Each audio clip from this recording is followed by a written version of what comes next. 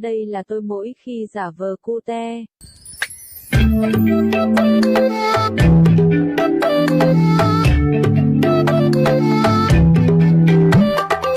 Và đây là tôi mỗi khi I don't really know what comes next. I'm just doing my best, even though I'm so stressed out.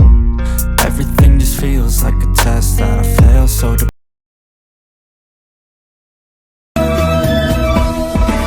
Chào anh, em là con gái miền Tây.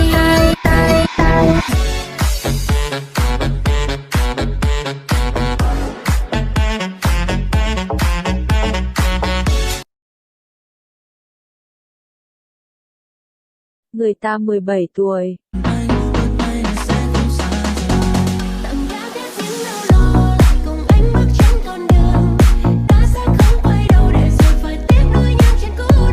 Tôi 17 tuổi.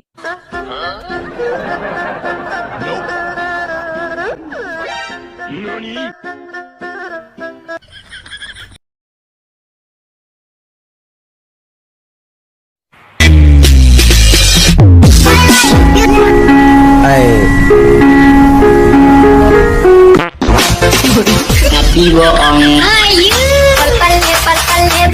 Trong buổi lắng nghe buổi sáng chuyến biên mình chắc đâu còn biết xa.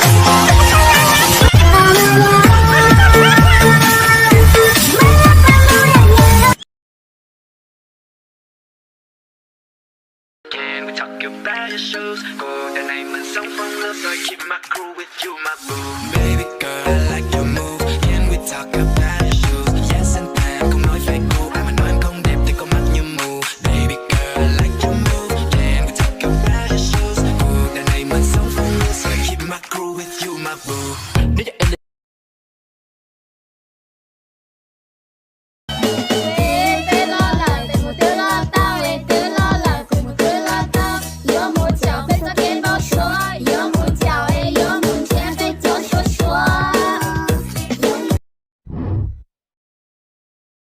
어저께 우게 우치러 Em chỉ xin hát của dòng trâu con. Lời tiền cho dập lo hồ lý cô sẽ like nó lại. Ôi linh tới lần này tay.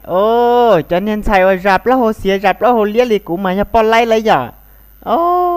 Hòn này tay lại, cũ nhà khê cho cũ hay tia.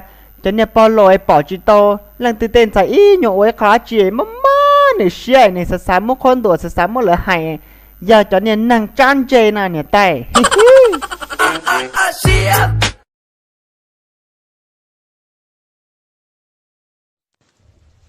Hiện giờ có tụi tú không chỉ thả là muốn như cho có nhưng mà như rong lê như tiểu nó rong身材ở đâu thu lọt lắm.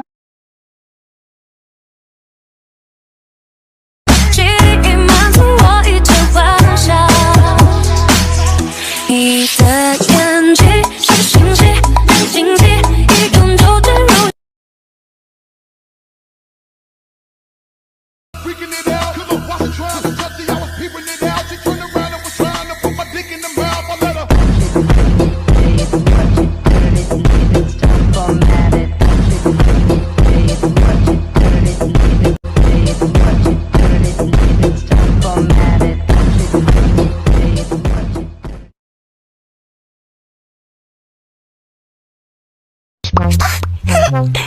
Роскомздрав не запретит. Simple, simple. Simple, simple.